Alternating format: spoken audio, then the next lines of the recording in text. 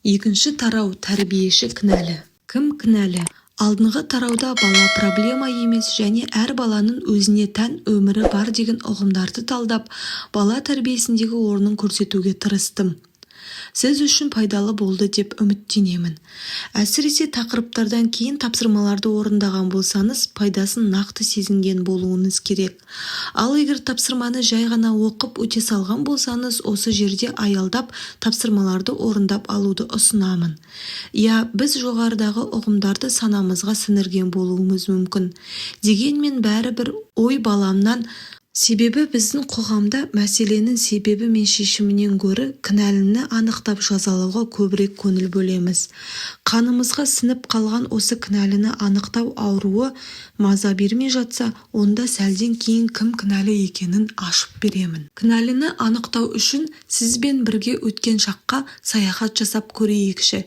Еркін тыныс алып, көзіңізді жұмып, балаңыздың енді дүниеге келген сәтін есіңізге алыңызшы. Дүние есігін енді ашқан сәбиден қандай бір кемшілік мін таба аласыз ба? Сол сәбиге еренішіңіз бола ала ма? Пыш-пыш етіп ұйықтап жатқан нәрестеге ашулана аласыз ба? Осы сұрақтардың бәріне жоқ деп жауап берген шығарсыз деп ойлаймын. Себебі дүниеге келген сәби тап-таза, әппақ парақ секілді. Еш кірленбеген, ешбір жазу жазылмаған таза парақ. Қазақта сәбилерге байланысты екі ұғым қалыптасқан. Біріншісі бейкүнә деген ұғым, яғни ешбір күнәсі, кемшілігі жоқ пәк деген мағынаны білдіреді. Ал екіншісі қазақ сәбиді періштеге балайды. Бұл да періште секілді пәк, ешбір кемшілігі жоқ дегенге саяды. Өзіңізге де байқап отырғаныңыздай бала дүниеге тап-таза болып келеді екен. Яғни біз оларды қабылдап алған кезде ешбір проблема жоқ еді. Мен осының бәрін не үшін айтып отыр дейсіз? Негізінде қазір таяқтың бір ұшы айналып келіп өзімізге тиейін деп тұр. Егер баламыз бүгін біздің көңілімізден шықпай жатса, біз ойлаған бала бола алмай жатқан болса, бізді танымай өз бетімен жүргісі келсе, онда кім кінәлі? Себебі біз оларды қабылдап алған кезде олар тап-таза періште секілді пәк еді ғой. Кім кінәлі екеніне әлі алда оралармыз. Ал менің бір білетінім, қандай жағдай болса да бала проблема емес, бала кінәлі емес. Ал енді кім кінәлі деген сұрақтың жауабына келейік. Менің ойымша бағанағы әппақ параққа дұрыс жазу жаза алмаған, дұрыс сурет сала алмаған, дұрыс бағыт бере алмаған, дұрыс үлгі бола алмаған айналасындағы үлкендер кінәлі.